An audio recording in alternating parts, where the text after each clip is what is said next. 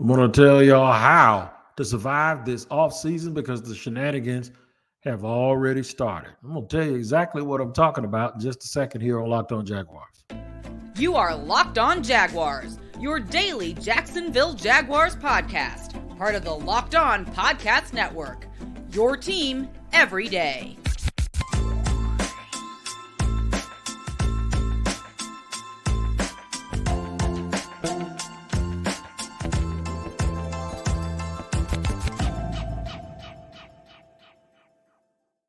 Hello, everybody. Thanks for joining me, Tony Wiggins, the host of the Locked On Jaguars podcast. We're at your team every day, and we thank you for making us your first listen. I have to let you know that our YouTube page, that is Locked On Jaguars, it is free to subscribe to. Make sure you head on over, subscribe for free. Hit that like button and then hit the bell so you receive notifications each and every time we drop an episode. Also, wherever you happen to listen to your audio podcast, we'll be there too. Make sure you tap in every single day so you don't miss a show. This episode is brought to you by FanDuel. Make every moment more right now. New customers get $150 in bonus bets with any winning $5 bet. That's $150 if your bet wins. Visit FanDuel.com/locked on to get started. I'd like to say what up to all of my everydayers and thank you for joining me every day. And you can be an everydayer too. All you got to do is join every single day. And thank you to everyone who always screams out that they're an everyday. I appreciate you here on Locked On Jaguars. All right. So the Jaguars offseason started when they did not advance to the playoffs, but now, even though the league year doesn't start until March, we are in full off-season mode because the games are no longer being played because it's over. The Kansas City Chiefs are the world champions of the National Football League, at least the NFL champions. So now it's official. All of the offseason shenanigans have started for everybody, right? So we're going to talk about those things. And what I mean by shenanigans is the information/disinformation that comes out about the NFL draft, about free agency, about potential contracts, who's going to be free, who's not going to be free, what people are watching on tape, what isn't on tape, what they think they see, what they don't see. You're going to see people get offended when people tell them that what they have definitively said is the truth, that there's another interpretation of it, and then you're going to see people get their feelings hurt and get the Fruit of the Looms all up in a bunch because they put out bad information. And then they'll tell you that, well, why didn't you teach me? Well, why didn't you learn before you posted it? That should be the bigger issue. So we'll go through some of that as well. To trust or to not trust Trent. By Trent, I mean Trent Baalke. And I'm going to tell you how some of y'all get yourselves in a blender when you talking about Trent and what he will do and what he won't do. So basically, I'm really just trying to help y'all not have a headache, right? And then to not take things personal. Can't take things personal when people disagree with your assessments. It's just the way it is. But I also know that there are people that throw shade, and you can tell there's a list of people I know, they're going to disagree with me as soon as I say something. So you can't take that personal because that person was born to disagree with you, right? So we'll go through all of this and try to get you guys to survive the Wild Wild West, which is, in my opinion, the off season. First of all, let's just get to the top of it. Draft boards are fluid from the folks in the business. I always tell people I may do a mock draft, but I don't publish mock drafts for the public until after free agency is over. It makes no sense, in my opinion, to do it. It's a fun exercise. A lot of content creators do it. A lot of their bosses love for them to do it. I do it as an exercise to give me an idea of what might be around, what the value of the draft is. So these things right here, these are legal pads, right? I think I got 4 or 5 more of them that are all marked up in my closet. I've only lived in my house since March. My grandmother, I'm going to give you a little background here. My mother used to go crazy because I would ask them to buy 2 or 3 of these, or the tablets, the spiral notebooks, to ask them to buy those 2 or 3 times a week. I would have them stacked in my closet. When I met my wife, my current wife, over 17 years ago, I had at least 25 of them stacked in our closet, in my apartment. She said, "What is all these books?" I didn't want her to throw any of them away. They were all Field Steel books. They were all Athlon books, and they were arranged along with the tablets that I had in the closet. So pretty much since I've been 7 years old, I've been writing down prospects, drafts, all that stuff. I've been doing this stuff forever. And I'll tell y'all to tell you this, I'm not qualified to be a GM. I'm not. With what I do that goes on year round, I take notes of things. The reason why I write those notes is to help me remember, not to go back and reference it, but writing is a form of remembering for me. So once I write it, I pretty much, it goes into my own personal database, and then I really never have to look at it again. But one of the things that I learned to do a long time ago that helps me formulate how I feel about things is I write it for confirmation. So that's just the way that I ended up feeling. A lot of times I scratch it out and write something else. So it's almost like I'm writing a song, and at the beginning of free agency, you're going to hear a song that I've been writing for a whole year, as opposed to just flooding myself with watching tape, and then coming up with these decisions, even though I do that a little bit too. But I'm going to warn you with the things that I'm about to say. And this is how I set myself free in the offseason.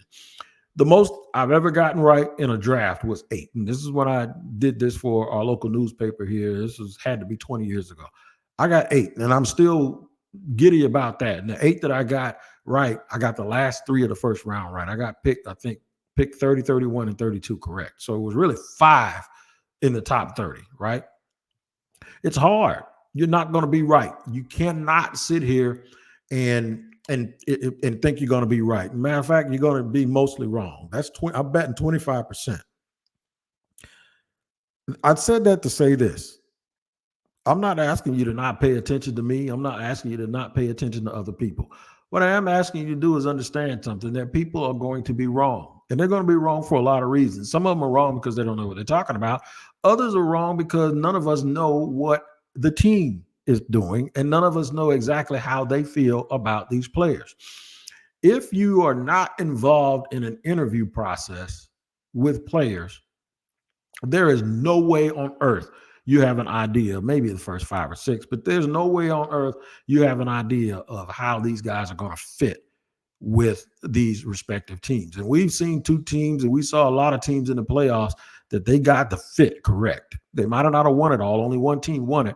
But the rest of these guys, they played at a high level, and it was just, look, our fit and our system and the way we do things against you, your fit and your system and the way that you do things. And it's okay. The other thing is, there's this argument in the community between people that are analytics and people that favor analytics and people that favor old school stuff. There's nothing new about any of this. They're just new titles, because when Tex Schramm and Gil Brandt and Tom Landry built the Cowboys back in the late 60s, early 70s, they did it with the philosophy of just draft the biggest, strongest, fastest people you can in the draft, and eventually we'll automatically be good enough or better than everybody else because we got all the big jumbo athletes. That sounds like traits to me, right? And a lot of the situations that people rely on analytics for, to me, is just data, and it's what it is. I'm not downing it, but I'm also telling people that are having a baby over it that it's just it's an organization of all of the things that you know about football, and you can either depend on it or you can use it as a reference. But how you do it and how you decide to do it is totally on you. So you're going to get a lot of that stuff. You're also going to get a lot of personal stuff that people put in. Like, when I do this, I do it 2 ways. One, let me correct myself. I do it, how would I do it? But how do I think they're going to do it? So the things that I frame and put out to the listener, especially here on this podcast, is what I believe they're going to do. And this is why, and if you follow me for a long time, whether it's here or when I did terrestrial radio, everyone knows that I hit it a lot. But I have never just said, this is what they're going to do, and they ended up doing it. I said, well, these are the 3 or 4 scenarios, but what I think is this, and this is what they're going to do. That's why I have kind of posted myself peacocking, and people have said it on draft night. They were like, Wig, you did it again, or Wig, you hit. And the only reason is because I try to use the information I have based on who's drafting, what their tendencies are, and tell you exactly what I think they're going to do. All right, so in segment 2, here's what I'm going to do. I'm going to explain whether you should trust Trent or not. So a little bit of this is going to be a little bit of self-correction for people, because I see and hear, the one thing that I learned in a lot of interaction that I have from the fans is they stuff themselves in a closet. I'm going to explain exactly what I mean when I say the fans stuff themselves in a closet, and you're going to see exactly what I'm talking about. So instead of getting smart with people, what I do today is just go. I'm going to show what a lot of fans do, and a lot of people do. That really gives them a headache and gives them a migraine with it, and it's all really, it's self-inflicted and it can't be prevented. I'll tell you about all of that in just a second here on Locked On Jaguars. All right, man, I'm going to tell you about FanDuel right now. You got to get buckets with your first bet on FanDuel, America's #1 sports book. All of those pigskin games have been played, and now it's time to get down to the nitty-gritty with hoops. And FanDuel is the place for you to be, because right now new customers get $150 in bonus bets with any winning $5 bet. I'll repeat it. New customers get $150 in bonus bets with any $5 bet. That's $150 if your bet wins. Bet on all your favorite NBA players and teams with quick bets, live same game parlays, exclusive props, and more. So just visit FanDuel.com/locked-on and shoot your shot. I'll say it again. Visit FanDuel.com/locked-on and shoot your shot. It's NBA season, man. So you can read up on these guys at FanDuel before you actually make these wagers. And FanDuel will have the up-to-date, up-to-the-minute information on the players. And that's why FanDuel is who they are at FanDuel.com/locked-on. Go ahead and shoot your shot and get you some money.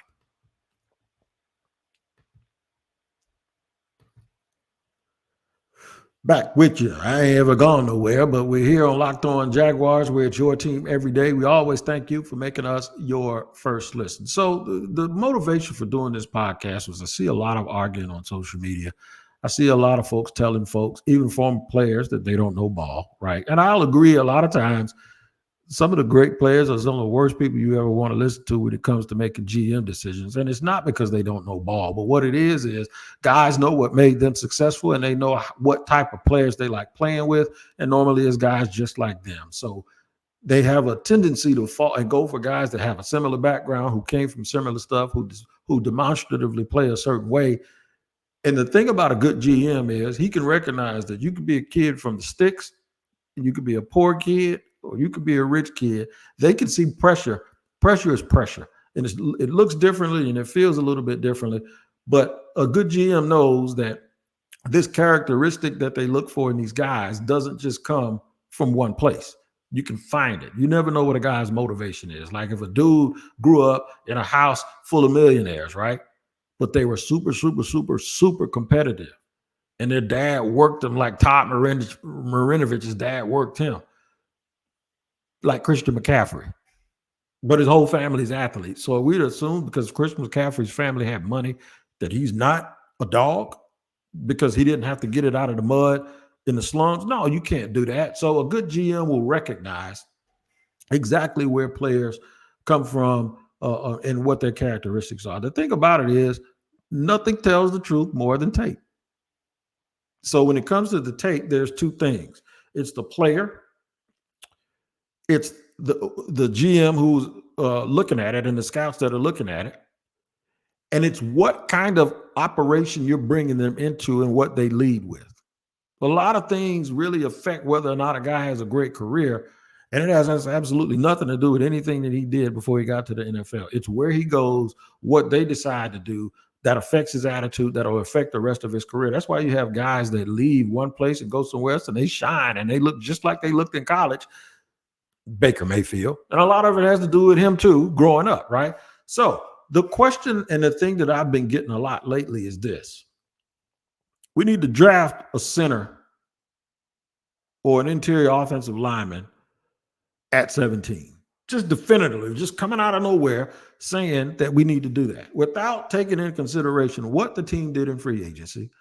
Like, you don't know what did they sign a center? What did they sign Lloyd Cushenberry III out of Denver? A pro's pro, right? And then they get Damian Lewis, and then they get Robert Hunt, and they go guard, center, guard. Why would they take a center in the first round? You don't know. This is why I don't do that. So they say, we're saying if they don't take a center. Okay, so if they're not going to, maybe they'll take a center, maybe they won't. So don't definitively say, without looking at anything, I'll go with center first. The draft doesn't come first, free agency does, right? And here's the part where I want to get you. It's hard to draft players. It's hard to figure out whether or not that once they get in the NFL and start getting punched in the face and they get money that's guaranteed, you don't know how they're going to respond. You don't even know how they're going to respond from a football perspective that once they get up here and everybody's good and they're used to being one of the best players on the team. You don't know. You just don't. You have no clue. That's why I say these interviews are so important, because you have guys that can recognize certain things and they can ask hard questions, and we will never know the answer to those questions because we're not privy to that part of the process. Because fit is a very big, important part of this, not just your talent, but it's your fit. So when you look at it that way, the easiest thing, I believe, the easiest part of easy scouting is picking a pick in the first round. And that's not the easiest one, though. That's the second easiest one. The other one is, the easiest part is giving a player money who's been in the NFL and you've already seen him answer that unknown question of how's he going to respond once he gets money and gets up here with the rest of these guys. So if Trent Baalke doesn't draft well, in your opinion, why are you leaving it up to him to figure out the unknown in the draft when he could just go out and almost for the same amount of money as a first round draft pick, get a proven veteran to come in and play center? This is what I mean by stuffing yourself in a closet, because you want certain things to happen. But then in the very next tweet, you'll tell me, or the very next post, you'll tell me, but I don't trust Trent's going to get it right, so he's going to screw it up. So we all know how I feel about Trent Baalke, and I know how a lot of the fans feel about Trent Baalke. So why do those same people want to entrust him with something where there's an unknown factor, as opposed to him making an easier decision to sign a guy in free agency? It just blows my mind that people want that to happen. I want Trent to get as many sure things as he can in free agency. And then in the draft, keep it simple. We don't want you trying to do too much filling in and grabbing guys that fit your needs. And no, I want you to just pick the best players available based on what your scouts have said, within reason. Not another quarterback and not another running back in the first or second round, right? But within reason, draft the best players, because eventually, as it accumulates over 2 or 3 years, this team will win a Super Bowl or be able to contend, because they'll have 53 guys that are good fits, that understand exactly, and they're good. They're not just guys who fit squares. They're actually really, really good football players.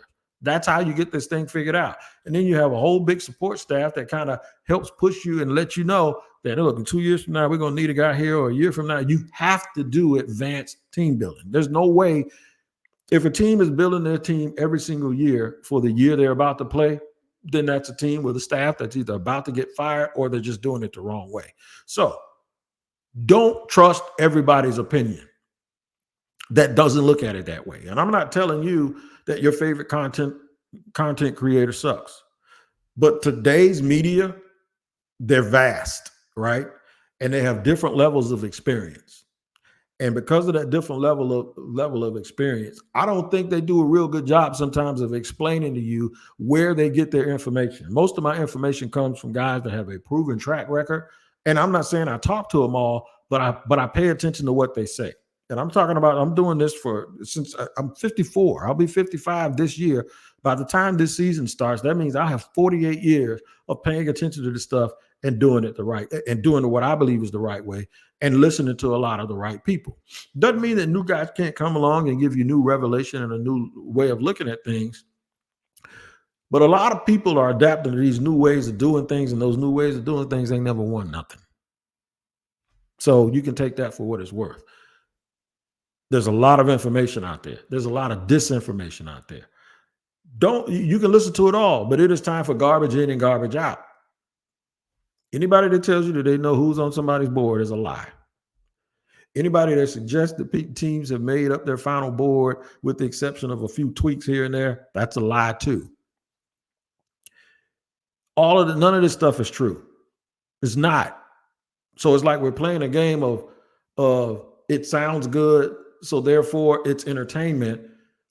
I never want to be entertained by a lie unless I'm at a stand-up comedian show, because that's what they do. I don't want to do that. I'm not going to know that something that people are saying something that has very little weight on it in terms of where it comes from, and then sit here and argue with people about whether or not it's true or not. And I know it's not true. So understand that there's a difference between people's opinion, what they want, and facts, which is why I tell you I don't do this show as a fan. I do this show objectively. I also work with Locked On NFL. So therefore, I don't have to switch up whenever. The only thing that I switch up is the fact that I talk about the Jaguars a whole bunch on here, and I don't do that on that show. But I'm the same person when it comes to evaluating things, and I try to be. I don't let my fandom get in the way of me telling you exactly how I feel. So what we're going to do is finish this up, and I'm going to tell you why you should not take these things personally, or why I don't take them personally, even though I do snap back every now and then. Prior to me telling you all of that in segment 3, though, I have to let you know that Locked On has launched the first ever national sports 24/7 streaming channel on YouTube, and now it's available on Amazon Fire TV in the free Fire TV channels app. Locked On Sports Today is here for you 24/7, covering the top sports stories of the day with the local experts of Locked On, plus our national shows covering every league. Find Locked On Sports Today which is now available on the free Fire TV channels app. I'm going to tell you why you can't take this stuff personal, man, and don't be getting all mad at people wanting to fight folks over this stuff. We'll talk about it in just a second here on Locked On Jaguars.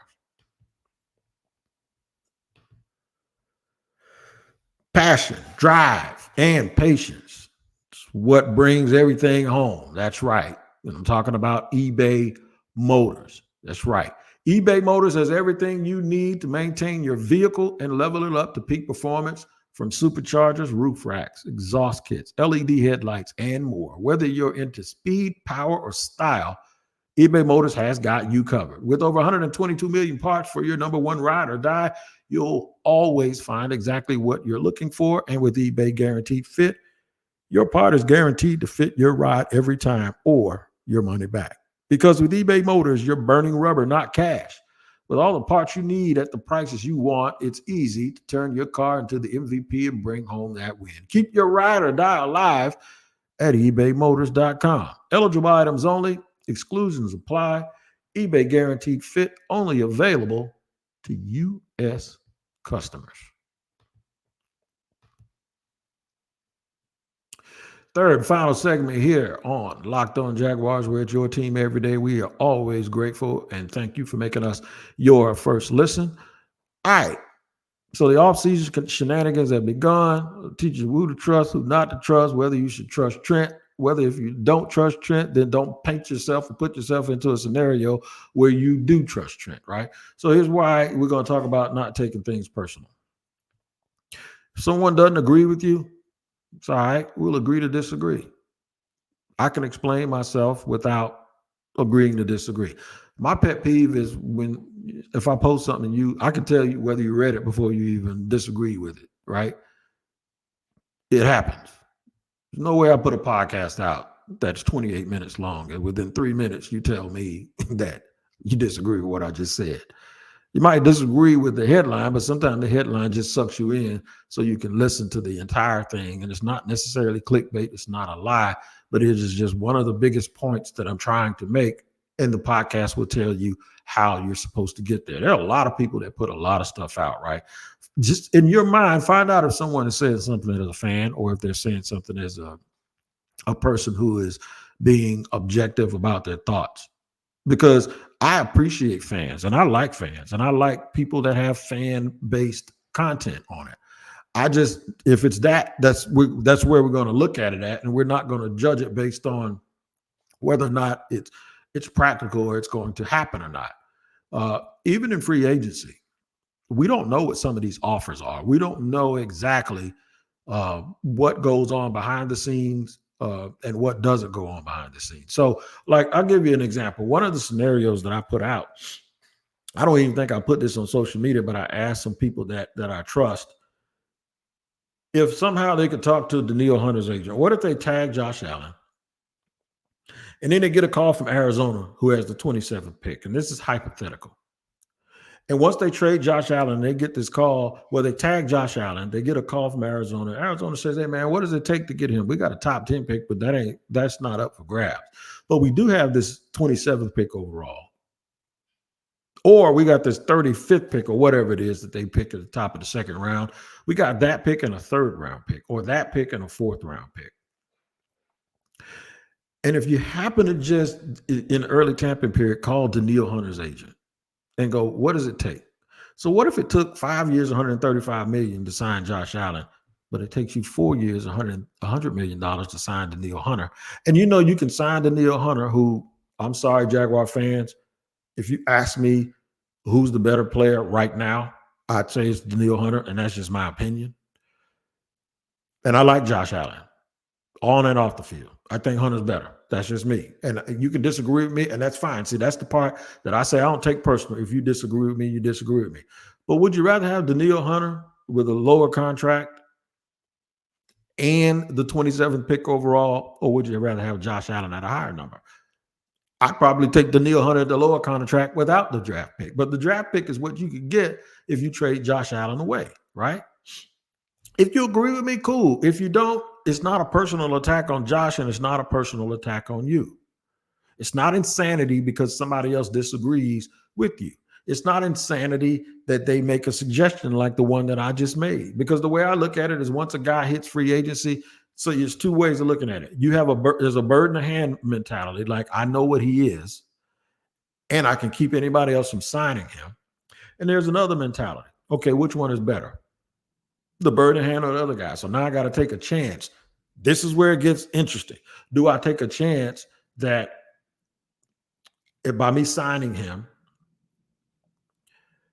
and talking to Arizona, that one, the information won't get out and then he'll get pissed, but two, can I really get Danielle Hunter? And can I actually get him when I don't have the leverage, because there's no way I can sign him while I got Josh Allen tagged?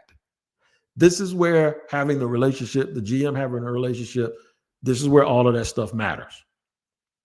If I found out the Jaguars are doing something like that behind the scenes, I'm not going to take it personal just because I love Josh. I'm not going to take it personal because Josh seems like the dude that should be retired, a Jaguar. And Danielle Hunter's like 3 years older, 3.5 years older. That's a factor too. The point is I'm looking at this. I'm looking at the way these teams are built. It's three, maybe 4 year. If it's a first round pick, it's a 4 year thing. If it's a second or beyond, even a free agency, I think it's a 3 year. Wherever the guaranteed money goes and stops, that's where the deal is for. That's the way I look at it. He's trying to do a 5 year deal, but his guaranteed money is going to all be paid up in the first three. He has a 3 year deal, in my opinion. That's just the way the NFL works.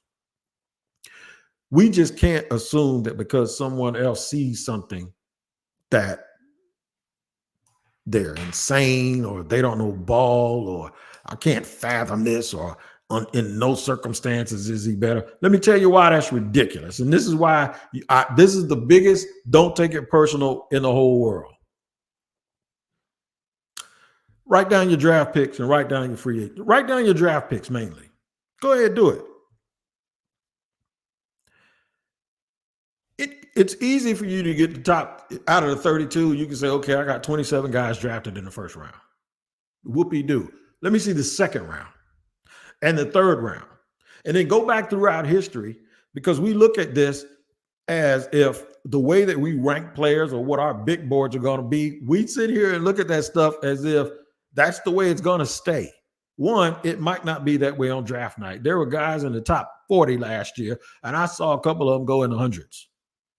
There were guys that were marked down as first or second round picks, and 32 teams didn't see that and picked them in the fifth round. And they all might have made mistakes, but they all might have had a reason why they did it. Antonio Johnson is one of them. Nobody knows the reasons these things happen.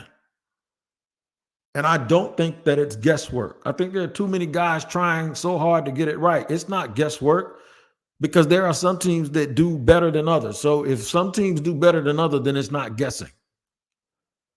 I'm not going to crap on somebody else's profession and say, well, the draft is all luck and guesswork. If the draft is all luck and guesswork, well, there's some teams that are real lucky and some teams that aren't really very lucky at all. I'm never going to look at what somebody else does and just think, I can do that. No. Because there are things in life that I do very well, and I know for a fact you ain't gonna pick no dude up off their couch and allow them to do the things that I know how to do. About 3 things I'm talking about occupationally that I have done very well in my life. And there's no way you're just going to grab a dude at the sandwich shop and say, come do this. He ain't cutting nobody's hair. He's not sitting down doing no podcast for 30 minutes straight without having to edit anything. And the other thing I know that they won't do is the job I did in the military without training. There's no way, impossible for people to do things that other people have spent their entire life. So don't take it personal if you're wrong about something. If you're a podcaster or somebody, ask questions. And more or less, if you're someone who listens and pays attention to that kind of stuff, in my opinion, watch who you pay attention to. And I'm not saying to take money out of anybody's or viewership or clicks out of anybody's scenario. What I'm just saying is there are some things that you're going to listen to and they are for entertainment.